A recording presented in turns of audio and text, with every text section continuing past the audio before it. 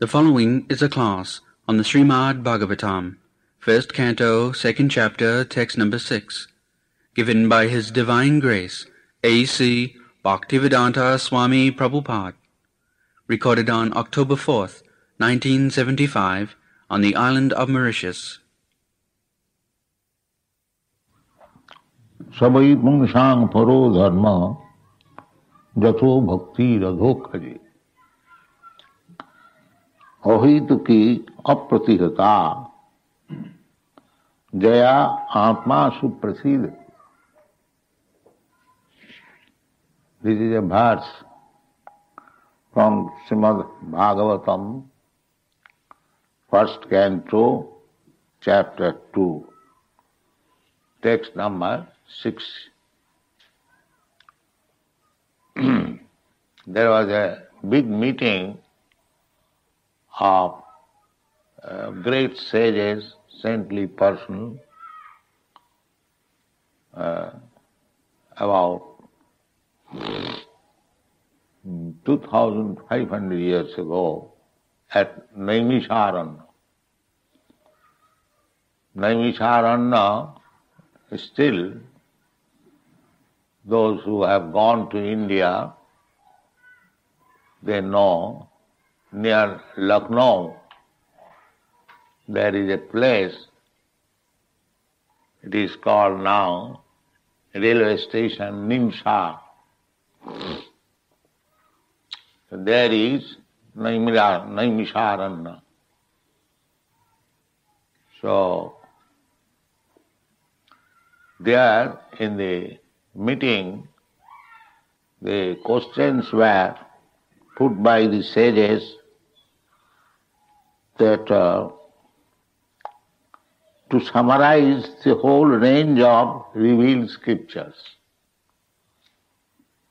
Because in India, the Vedic literatures are many folded. First of all, there are the 4 Vedas, Sam, Yaju, Rik, Atharva. Then they are explained or supplemented by the Puranas, 18 Puranas. Then they are further explained by 108 Upanishads. Then they are summarized in Vedanta Sutra, Brahma Sutra. And then again, the Brahma Sutra is explained by Srimad Bhagavatam. Bhashyam Brahma Sutrana. The Srimad Bhagavatam is the direct commentary by the author himself. Therefore, you'll find at the end of each chapter of Srimad Bhagavatam, Srimad Bhagavati Mahapurane Brahma Sutra Bhasya. Bhasya means commentary. Commentary means to explain. Just like in the Brahma Sutra, the first aphorism is Athat Brahma Jigyasa. This human form of life is meant for inquiring about the absolute truth. Brahma means absolute truth, the supreme truth. So, it is said that the human life should not be spoiled or spent like animals. Nayang deha deho bhajang niloke kastan kaman arhati vir bhujang je. What is the distinction between the human form of life and the life of the hogs and dogs? What is the difference? The difference is that the hogs and dogs, is it not possible to stop them?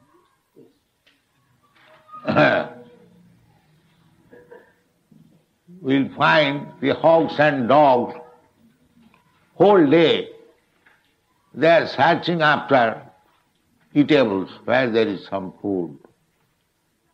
Where there is some food. That is hogs and dogs' life.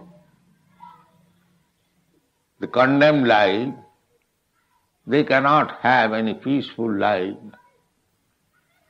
They cannot do any intelligent work. They cannot produce food from the earth. They have no intelligence. The same earth is there. The dogs and hogs are there. The human being is also there. But human being has developed a civilization, comfortable life. The hogs and dogs, they cannot do that. Although they have got the same opportunity, but they cannot do it. So, human life is meant for living very comfortably, brain clear, to understand what is absolute truth, what is our life, what is the goal of life, because the hogs and dogs, they will also die, and we will also die. But we can understand what is the goal of life. The dogs and hogs, they do not know what is the goal of life. Therefore, in the Vedanta Sutra, the first aphorism is advice that human form of life, it doesn't matter where that human form of life has happened. It doesn't matter. Either in America or in India or in Pakistan or anywhere, human life is human life. So their business is to inquire about the absolute truth. That is the injunction of the Shastra. Therefore, we find a form of religion in the human society. It doesn't matter whether Christian society or Hindu society or Muslim society or any other society. Because they are human beings, there must be a type of religion. And what is that? Religion. Religion means to understand God. This is the sum and substance. Religion means to understand God. In the Shastra it is said, religion means dharmantu sakshat bhagavat pranitam. Religion means the codes and the rules and regulations given by God. That is religion. This is the summary, a short definition of religion. If somebody asks you, what do you mean by religion? The immediate reply is there in the Shastra, dharmantu sakshat bhagavat pranitam navai vidu risayo napi deva. The principles of religion is given by God, it is unknown to the human being or the demigods. That means, except God, nobody can give you religion. Just like the law, state law. Law means the principles given by the state. You cannot manufacture law at your home. That is not law. Similarly, religion means the law given by God. Therefore, we must know who is God and what kind of law He is giving to us. This is religion.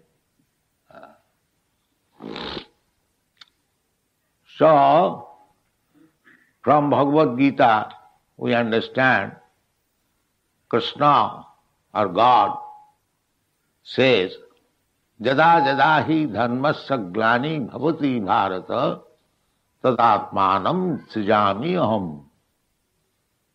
When there is discrepancies in the matter of discharging religion, then I incarnate, I descend.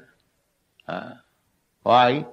Paritranaya sadhunam vinasaya cha duskritam dharma samasthapanarthaya sambhavami juge juge.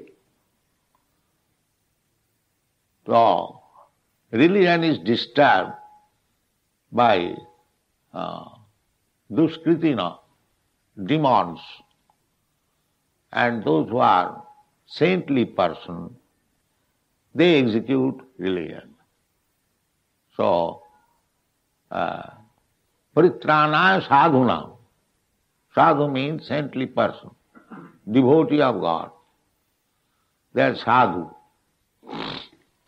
And asadhu or demon means persons who deny the authority of God. They are called demons. So two business, paritranaya sadhuna vinasaya cha duskritam.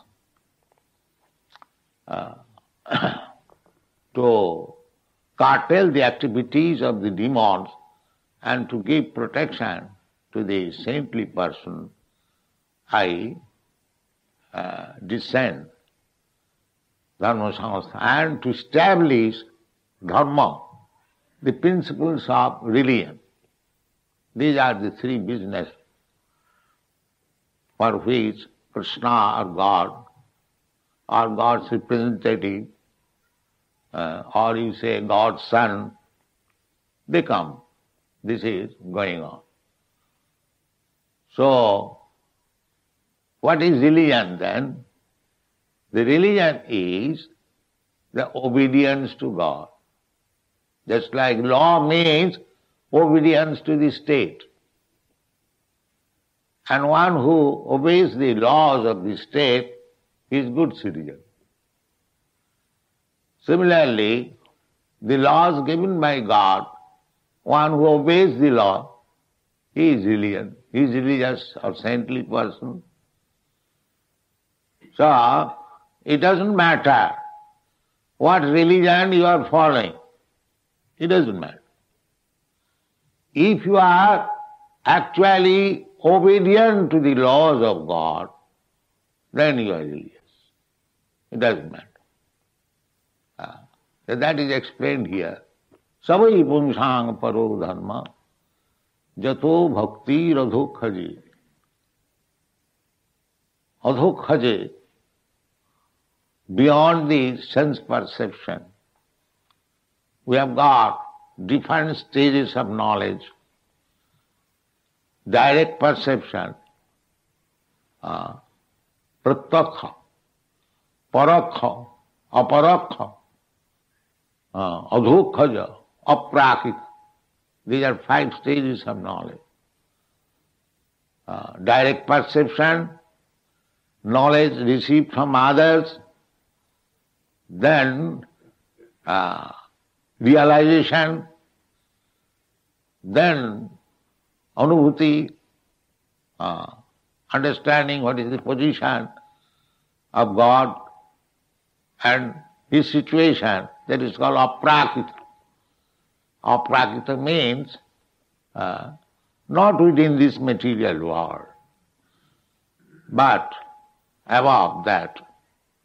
Shankaracharya, he has described Narayana para abhaktyat. Abhaktyat, this material world is manifested, and above this there is the total stock of material energy, that is called abhakta. And beyond that there is spiritual world. Narayana para abhaktyat. So we have to understand God, where he is situated. He is situated everyone, everywhere, but still we cannot see. In Kunti's prayer, she said that Krishna, you are without and within also, but still you cannot be recognized. Nato natto dharo jatha. Just like one person's father or relative is playing on the stage, still he cannot recognize him, who is playing.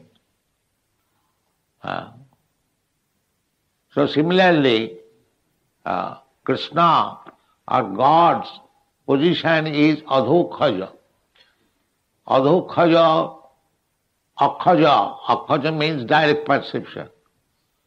Akha means eyes. Sometimes we say, can you show me God? This is called akhaja. But he cannot be seen by these eyes. Therefore his name is adhokhaja. Adhakrita akhaja jnanam. You cannot see God by direct perception. You have to create your eyes, you have to create your senses so that you can see God, you can touch God, you can talk with God, you can feel God's presence. Therefore his name is Adhokhaja.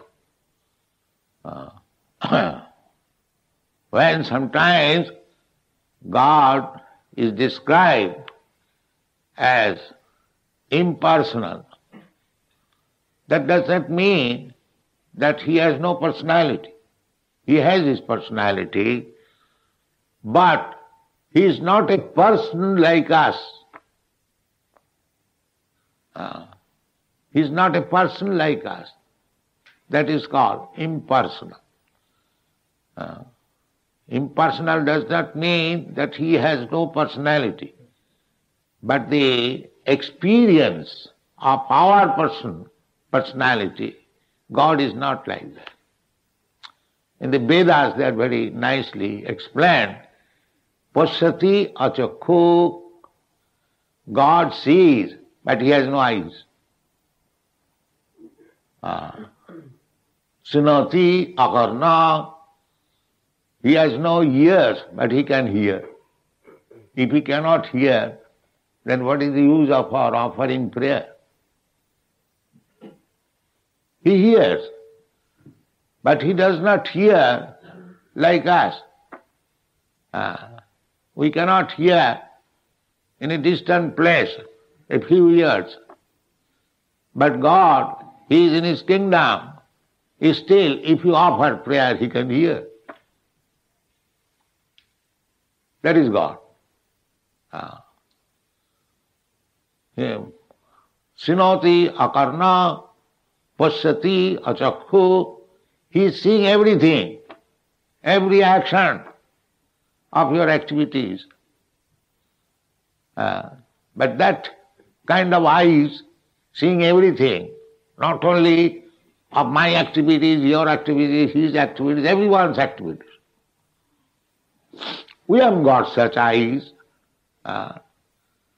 Therefore, when he is spoken of that he has no eyes, that means he has no eyes like us. It is different. Achakhu. He hasn't got eyes like this. I cannot see more than 100 feet. But he can see everywhere. Sarvato panipadastat.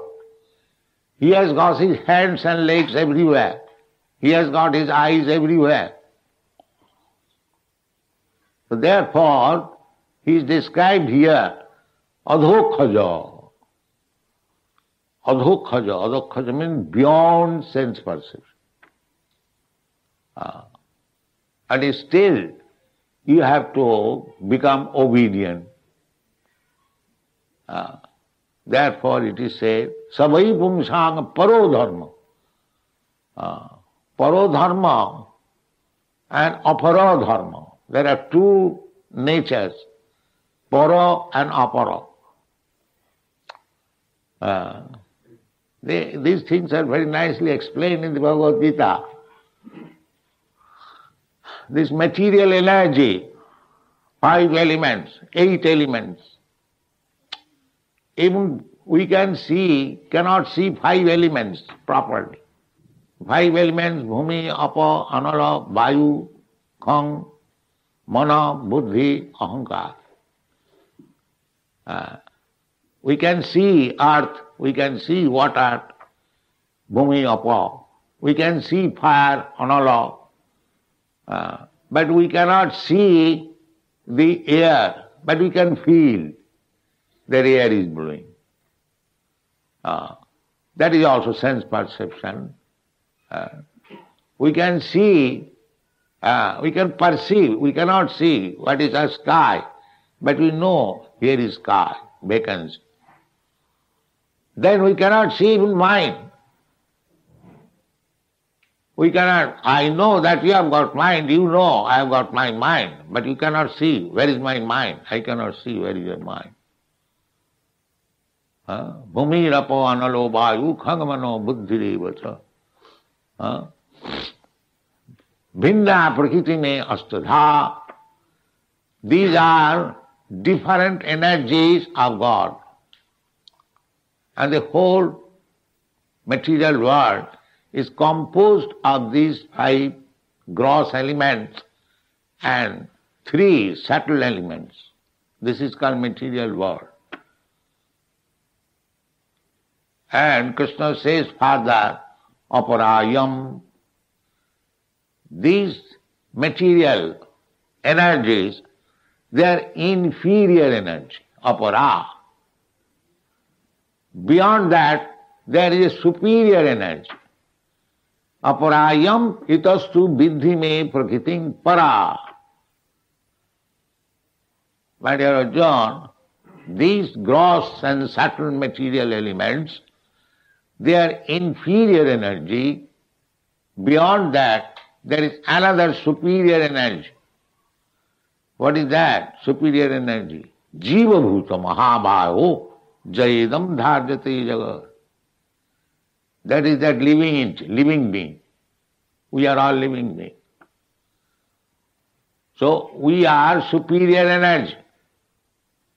We are exploiting the material resources. Therefore you are superior. We are molding the material energy to our satisfaction.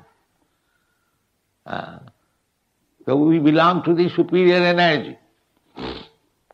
So at the present moment we are engaged in the activities of material energy. Just like we are economists, nationalists, scientists, and so on, so on. That means all our engagements are within this material energy. Even psychologists, mental speculators, philosophers, all material energy. But that is not our superior engagement. The superior engagement is explained here. Sabai pungsang paro dharma. Superior engagement means to remain engaged in devotional service of the Supreme Lord. Sabai pungsang paro dharma. Jato bhakti radhokha. Bhakti means devotional service. When we understand the adhokhaja, the Supreme, the absolute truth, then we understand our position. Our position is eternal servant of God. This is our position. But at the present moment, because we are not in the superior energy, in the activities of the superior energy, we are struggling hard with this material energy. Mamaivangsu jiva bhuta jiva loko sanatana mana sasthani indriyani prakritisthani karsati. The Lord says that these living entities, they are part and parcel of me. Mamaiva angsha. Angsha means part and parcel. Just like this finger is the part and parcel of my body. So, the finger's business is to carry out or to see the comforts of the body. I want to reach my nostril. Immediately the finger is engaged. And if the fingers cannot help me, then it is disease. Similarly, we are part and parcel of God. If we cannot help God, if we cannot assist God, if we cannot serve God, that is our disease condition. That is our disease. So we are at the present moment, we are not helping God, we are not assisting God, we are not serving God. So this is our disease condition. So we have to get out of this disease condition. That is called mukti. The mukti is explained in the Srimad Bhagavatam. Mukti hitya annatha rupam sarupena avasthiti. Mukti means when we give up our false engagements and we are engaged properly in our original constitutional position, that is called mukti. So this bhakti means mukti. Because bhakti means to be engaged in devotional service of the Supreme. Therefore that is mukti. And bhakti begins after mukti. That is also explained in the Bhagavad Gita. Brahma bhuta prasannatma na sochati na kankati samas sarveshu bhuteshu mad bhakti labhati param. Brahma bhuta, we are all Brahma. The Mayavadi philosophers, they are very busy to realize his Brahma position. So we are Brahmas. That is because we are part and parcel of God. God is part of Brahma. So we are part and parcel of God. We are not part of Brahma, the Supreme Brahma, but we are Brahma. Aham Brahmasmi, this realization. I am not this body. That is called Brahma Bhuta. So Brahma Bhuta, when you realize this is called knowledge. Brahma Gyan. That I am not this body, but I am spirit soul, part and parcel of God. My duty is to assist God, to serve God. That is called Brahma Bhuta. Otherwise, being Jiva Bhuta, we are engaged in this material world, struggling with the material energy. That is called Jiva Bhuta. But Brahma Bhuta means to realize that why I am unnecessarily struggling with this material world. I do not belong to this material world. I am spirit soul. My business is spiritual. That is Brahma Bhuta. And as soon as one understands this position, then Prasannatma, he becomes immediately happy, joyful. Just like if you are doing something for which you have no necessity, and when you come to realize that I am unnecessarily wasting my time in this way, naturally you become joyful. So why I am wasting my time in this way? That is Brahma Bhuta stage. Brahma Bhuta, Prasannatma. Prasannatma means joyful state. No more anxiety. We are full of anxiety on account of our material conception of life. Unnecessarily. So many leaders came and gone. So long they are living, they are always concerned in our country. Just like Mahatma Gandhi, he came, big leader, or in other countries, Churchill came, or Hitler came. So long they are living, they are always anxiety, full of anxiety, fighting with one another. Now they are not existing. What is the loss there? But unnecessarily they are busy. So without me, my country will be finished and this will be that. Unnecessary. So therefore we require to be Brahma Bhuta, then Prasannatma. Then because our only business is to see that I am happy. I have no anxiety. That we are searching after. Every one of us. So that anxietylessness is possible when we come to this stage. Savai pungsang paro dharma jatho bhakti radha kaje ahoituki apratihata jaya atma suprasidati. If you want actually peace, then you must be engaged in the service of the Lord.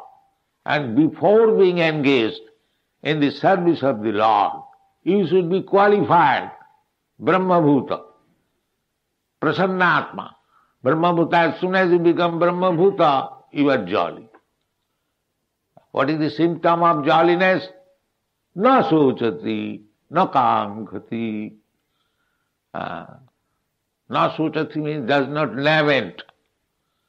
We are always lamenting for the things which we have lost. And we are always hankering for things which we haven't got. This is our business. So long we do not get, we hanker. And when we get, then how to keep it? That is anxiety. And when it is lost, that is also anxiety. This is the material position. And when you come to the spiritual position, there is no such thing. No lamentation, no lamenting, no anger. Brahma bhuta prasannatma na sochati na kankhati samas sarveshu bhuteshu. At that time it is possible to see that everyone is equal. Because he can see. He does not see here is American. He does not see here is Indian. He does not see here is a Brahmin. He does not see here is a dog. He sees all living beings are still of God. That is called samasarveshu bhuteshu. That equality is possible when you are Brahma Bhuta. Samasarveshu bhuteshu. Artificially, you have opened this United Nation But your conception is, I am Indian, I am American, I am Hindu, I am Muslim. How it can be, there can be unity? It is not possible. That is not Brahma-bhuta state. That is Prakita state. Identifying with this body. So long you identify with this body, then you are in the material conception of life. There is no question of spiritual understanding. There is no question of joyfulness. There is no question of freedom from lamentation and hankering. And there is no question of equality. It is all false so. So therefore, here is the explanation. Savai pungsang paro dharma. Paro dharma. Here it does not say that Hindu religion is the best, or Christian religion is the best, or Mohammedan religion is the best. No. That religion is best, which teaches the follower how to love God. Savai pungsang paro dharma jato bhakti radhukhaje. If one is lover of God, then he is lover of everyone. Because he knows everyone is part and parcel of God. If you love your father, then you love your brother. But if you do not know who is your father, then how you can say universal brotherhood? This is all hypocrisy. He is everywhere. He is omnipresent. Yes. He is present within your heart. But still, he has got his own place. This is why he says you have to descend. Yes. But that it can also mean that he is not everywhere. He has to descend. Why not? That is God. That is God. You are thinking in your terms. Because when you are at your home, you are not everywhere. You think God is like that. This is what That is your deficiency. Why do you compare yourself with God? That is your deficiency. This is a philosophical point of view. Not philosophical point of view. You are thinking God in your own terms. Because you are imperfect. When you sit in your home, you cannot be present at my home. Therefore you are thinking God is like that. And, when he says he descends, does it mean that? Yes, he descends. It does not mean that he is absent in his abode. That is God. Advaita achyate anadi ananta rupam. You understand this? Ananta rupam. He can expand himself in unlimited forms. Otherwise, how it is possible? Ishvara sarvabhutanam riddesha arjuna tishtati. God is situated in everyone's heart. Everyone means within your heart, within my heart, with the cat's heart, with the dog's heart, everyone's heart. There are innumerable living entities. How is situated everywhere? Annantarasthang paramanuchayantarasthang. He is within this universe and he is within the atom. That is God.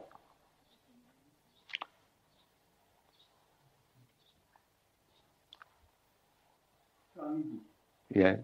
you are accepted to reply a question put by a young man. Will you be so kind as to answer also to an old man? What is that?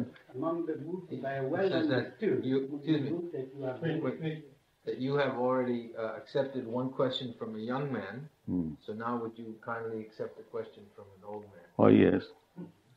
You are neither old, he is neither young. Pandita samadarshina. same way with you. Yes. Yes. In your lecture, Swamiji, if I don't mistake, you have mentioned many authorities, beginning with the Veda, Brahma Sutra, Bhagavad Gita, Bhagavatam, Mahabharata. Do you accept also Oh yes. as an authority? Yes. Because it is given by Vyasdev, therefore it is also authority. We have all listened to you very attentively. Ramayana Valmiki Ramayana, that is also authority. We have listened to you very attentively, and I have no doubt that the audience have learned much, which if put to practice will help us in some way to realize what we are and to realize God. Now, if God Himself comes to teach to someone in this world, and he has learned from God directly, and he is satisfied that he has learned, that he has understood, can he, a few minutes afterwards, forget that he has received instruction from God, and can he depart in a very ridiculous way from God, from what God has taught him in person? Ridiculous way? If I have read... What is that? Ridiculous? I read aright. No. First of all, correct yourself. What is the ridiculous way? If after receiving good education, you act contrary to that education. What is that? At least it is ridiculous. If you receive a good education, and then you act contrary to that education. If one has received good education, he cannot act contrary. I agree with you. But this is what, if I have understood... So, a person who has got real education, he cannot be ridiculous.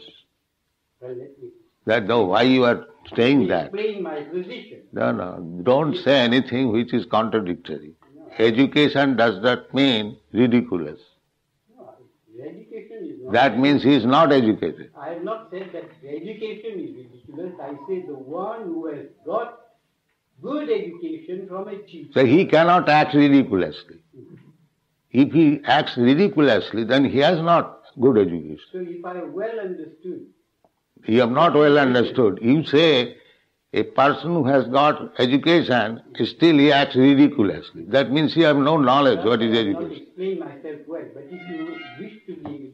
So if you cannot explain yourself, how can I continue to hear you? Got 1 minute more patient, I will explain how. No. If you speak ridiculously, how can I hear you? I am not... I speak... You say that one man has got education and he acts ridiculously. This is your statement is ridiculous. If a man who has had good education... No, he has no good education. You cannot say that. Well, If he acts ridiculously, that he has no good education. Well, let me put it another way. In the Bhagavad Gita, is there a passage, is there a chapter where Arjuna says, I have heard all your teachings, now I have understood the truth, or not? So you have to hear and you have to understand. Then you can speak. Otherwise you will speak ridiculously. No, Arjuna has said that he has heard God Himself speak to him and that he has understood the truth. Yeah. And that we are all, as you have said, a little bit of a finger in a body, and the finger must serve the body. So you have to approach such person who has heard God, just like Arjuna. The next day he goes on the battlefield and he hears that his son has been killed. He loses all his self-control and he says, I am going to throw myself in the fire. I have lost my son. Is that the action of a man who has heard God Himself speak to him?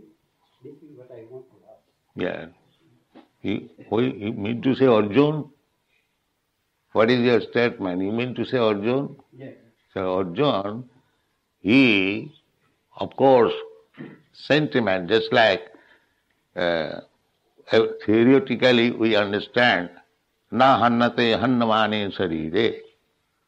Still, when my son dies, I become affected. That is temporary. That is temporary. But Arjuna, after hearing Bhagavad Gita, Krishna gave him the liberty that now I have spoken to you everything. Now whatever you like you can do. What did he answer? He answered, Karishe Vachanam Prabhu. Yes, I shall carry out your order. This is the conclusion. That temporarily you may be disturbed under certain circumstances, but if your conviction is that I shall act according to the order of God, that is final. That is final.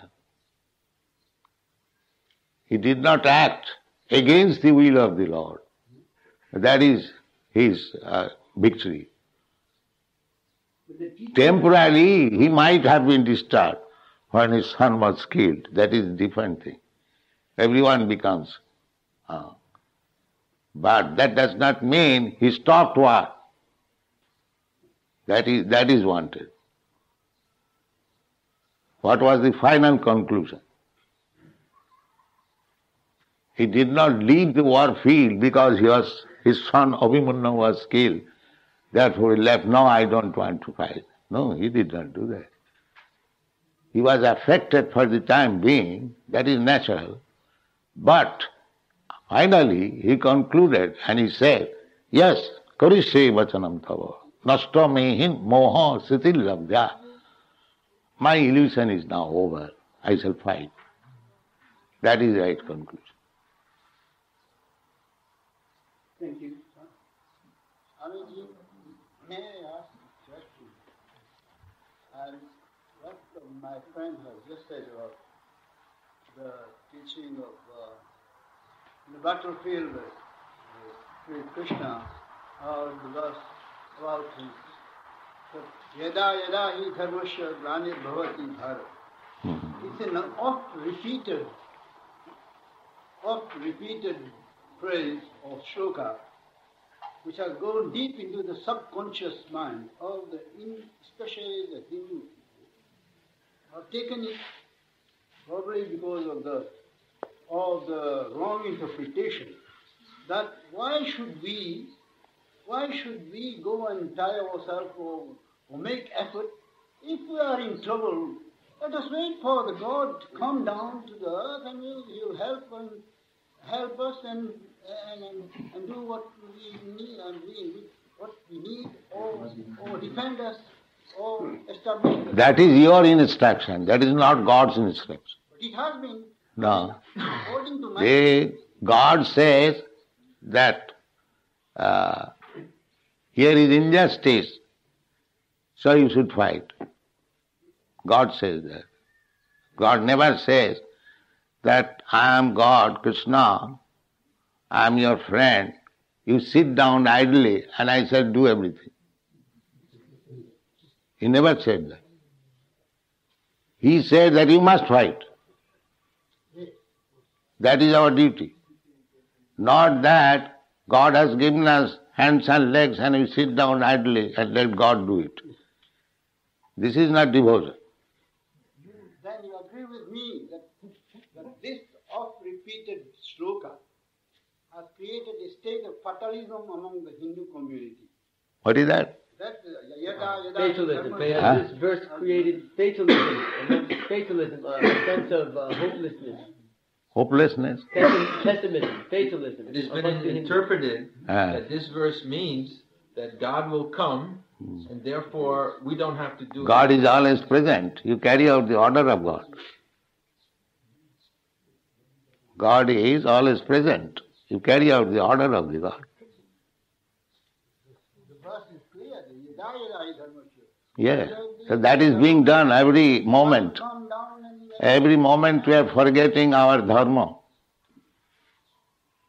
And God is giving us instruction.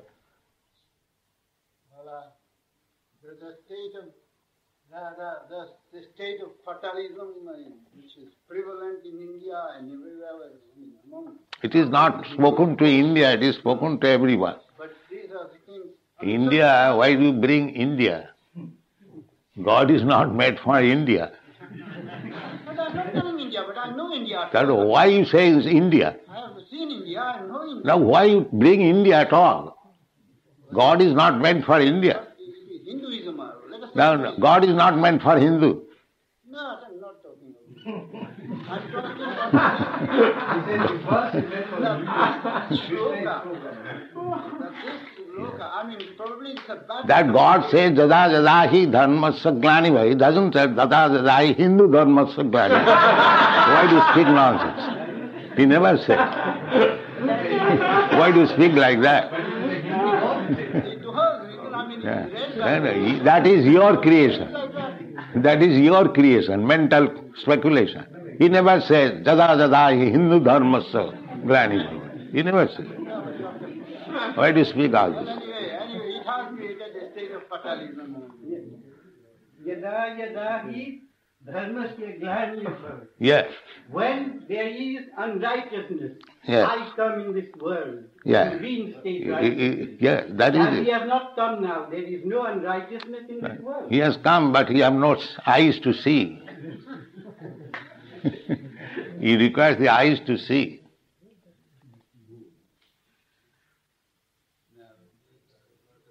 Sir, I've listened to your talk. Very great interest. You're very clear and very lucid.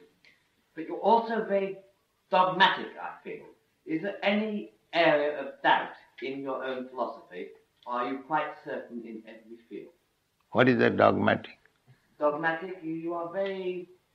When you have a question put to you, you are very clear what the answer shall be.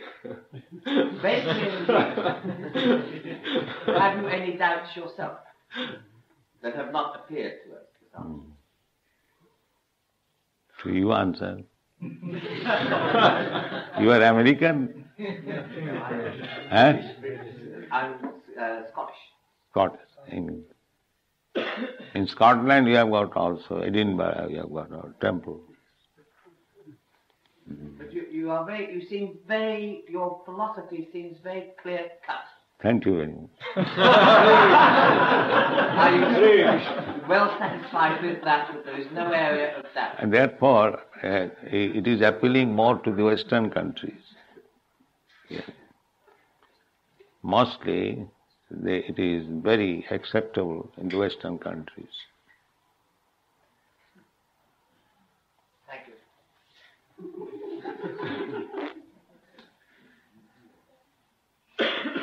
So, chant Hare Krishna again.